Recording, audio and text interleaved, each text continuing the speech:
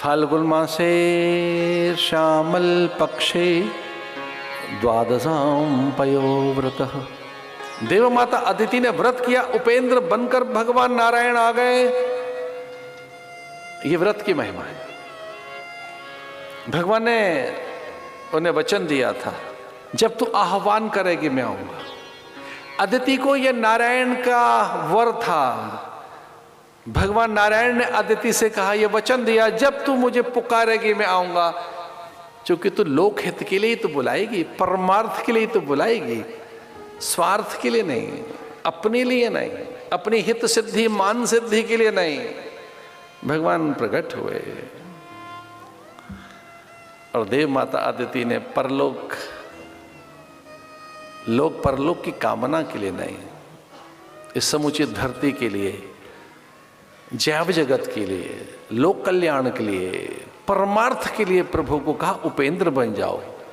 भगवान वामन बन गए, उपेंद्र बन गए। जैसे भगवान प्रकट हुए तो देव माता ने उन्हें अंग वस्त्र दिए, यानी कौपीन दी। इसका अर्थ है कि आवरण तो ढकती है माँ, पहला वस्त्र तो माँ ही देती है, वही तो लपेटती है, वही तो अपने आंचल में ढक लेती है। तो पहला संस्कार तो माँ ही कर देती है। नग्न हैं आप तो, नंग धड़ंग नागा पैदा हुए हैं आप तो,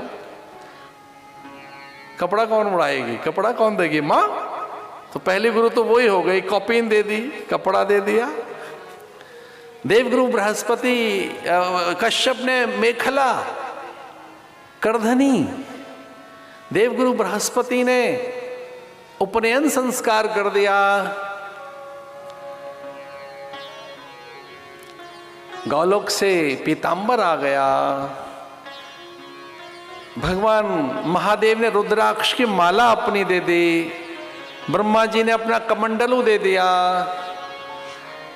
स्वर्ग से छत्र आ गया और अन्नपूर्णा ने भिक्षा दे दी उनको कि आपको यति बनकर, बटुक बनकर, याचक बनकर, भिक्षुक बनकर जाना है बलि के द्वार पर। भगवान चल पड़े देव आज्ञा के लिए, देव कार्य सिद्धि के लिए। तो महादेव ने रोका टोका, ठहरो। भगवान ने पूछा क्या हुआ? बोले अपना तप, तेज, त्याग, विराटता, अनंतता, ऐश्वर्य, विभूति और अपनी भगवत्ता अथवा तो अपना ईश्वरत्व से छुपाइए। सबको पता है आप भगवान है, छुपाइए। बोले छुपाने का अर्थ क्या है? बोले दीनहीन बनो, थोड़े भिखारी जैसे लगो, अभी सेठ जैसे लग रहे हैं आप, आपको भेज रहे हैं हम भिक्षा मांगने, आप लग रहे हैं कि सेठ हैं। तो बोले बनना क्या है? बोले याचक जैसे बनिए। बोले याचक किसे कहते हैं? बोले जो यजमान की प्रशंसा करे।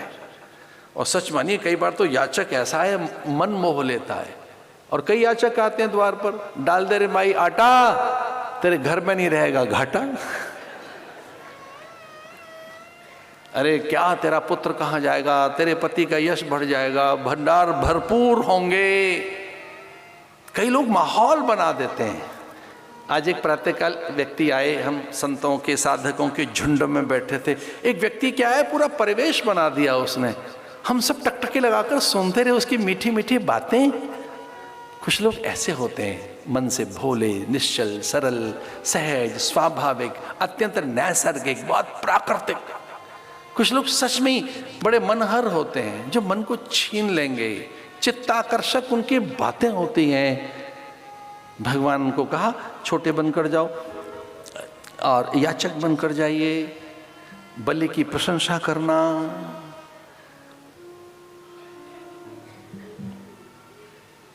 भिक्षा मांगने जाना है, याचक से बनो। अभी तो आप दाता दिख रहे हैं, दीन बनो, दाता ना देखो, स्वामी मत देखो। नारायण हरि। यह स्वर बलि के कानों में पहुंचा। एक सभ्य, शिष्ट, शांत, संयत स्वर। बलि चकित हुआ कि द्वार पर याचक तो है, पर यह याचक का स्वर नहीं हो सकता। याचक के स्वर में दैन्य और दीनता रहती है, अभाव रहता है। यजमान को प्रसन्न कर अधिक पाने की एक चाह रहती है, अधिक द्रव्य दक्षिणा धन का लोभ रहता है। प्राय जो भिक्षा वृत्ति करते रहते, प्राय जो भिक्षा मांगते हैं, उनकी वृत्ति में याचना रहती है। एक वृत्ति पे जो याचना के कारण एक मंदता रहती है, अपने प्रति एक अभाव की दैन्यता, एक स्वाभिमानी नहीं रहता किसी का, भिखारी का। उसकी ये वृत्ति ही बन जाती है कि उसका कोई अपना स्वाभिमान नहीं, सम्मान नहीं, निजता नहीं, स्वयं के प्रति कोई गौरव ही नहीं रहता उसको। उसे निरंतर रिक्तता, शून्यता और अभाव ही दिखते रहते हैं। उसकी वृत्ति में भीख और भिक्षा ही रहती है, जो हाथ ही पसारता रहता है, जबकि वो न तो हतभागा है, न अभाव है, न वो भूखा है, न प्यासा है। पर प्राय वो प्रदर्शित करता है कि बड़ी भूख है, अत्यंत तृषा है। ये ऐसा स्वर नहीं है, ये ब्राह्मण का स्वर नहीं है। ब्राह्मण के स्वर में तेज होता है, वो भीख नहीं मांगता, उसमें वैराग्य रहता है, विरति रहती है, धर्म रहता है। ये ब्राह्मण का स्वर नहीं है, ये यति सन्यासियों का स्वर नहीं है। वे कभी नहीं मांगते, कभी नहीं, वे अयाचित होते हैं, आप्तकाम। सन्यासी तो कभी मांगेगा ही नहीं। पर द्वार पर कोई दिख रहा है यति जैसा, बटुक, ये कोई जो दिखने में सन्यासी बटुक दिखता है, बाल दिखता है, ब्रह्मचारी दिखता है, जो दिख रहा है वो कोई वैसा है नहीं, क्योंकि इसके स्वर में एक अपूर्वता है। ये स्वर इसके कल्याणक है, उद्धारक है, तारक स्वर है। कोई मांगने नहीं आया है, देने आया है। कोई मेरी बिगड़ी बनाने के लिए आया है। मैं एक स्वर कोई पता नहीं क्या माने बैठा हूं। ये तो उच्च स्वर है, कोई स्वर्ग से भी ऊपर की चीज मेरे हाथ लगे। कोई ऐसा दाता आ गया क्या द्वार पर? द्वार पर आया कौन है? याचक तो हो नहीं सकता। ये कोई दीन नहीं है, दरिद्र नहीं है, भिक्षुक नहीं है, याचक नहीं है, तो कौन है? दौड़े सब द्वार पर। एक अपूर्व तेज, धन्य है बलि के यज्ञ कि भगवान उसके द्वार पर पहुंच गए। धन्य है बलि का यज्ञ। यज्ञ वह विष्णु। हमारे शास्त्र कहते हैं यज्ञ कुछ और नहीं, विष्णु है उसका फल। यज्ञ माने विष्णु, यज्ञ वह विष्णु। तो यज्ञ का फल ही द्वार पर खड़ा है। स्वयं यज्ञ पुरुष खड़ा है द्वार पर। यज्ञ पुरुष द्वार पर खड़ा है। यज्ञ का फल, यज्ञ का ईश्वर धन्य हो गया। भगवान उसकी प्रशंसा करने लगे, जैसा कि महादेव ने कहा था, यजमान सामने हो तो प्रशंसा करना हो उसकी। भगवान प्रशंसा कर रहे, तो जयी है, बलि है, पराक्रमी है, अद्भुत यज्ञ किए। और तुझसे भी अधिक यज्ञ तेरे पिता ने, विरोचन ने, उनसे भी अधिक बड़े सत्कार्य प्रहलाद ने, प्रहलाद से भी बड़े अच्छे तप किए उनके पिता हिरण्याकश्यपु ने। उनके परिवार की गाथा बताने लगे, उनकी पुरानी बातें। गुरुओं ने हमारी कई पीढ़ी देखी होती है, बलि चकित है कि मेरे पिता के काल की बातें इसे ज्ञात है। बालक तो छोटा सा है, इतने नन्हे से छोटे से बालक को मेरे पिता के समय का ज्ञान कैसे है? उस समय की बातें जो केवल मुझे ही पता है, उनका भेद ये कैसे दे रहा है बालक? जिज्ञासा हुई, उत्सुकता हुई। पूछा बलि ने कि आपको तो सब ज्ञात है। तो भगवान ने कहा हम तो सब जानते हैं, योगी हैं।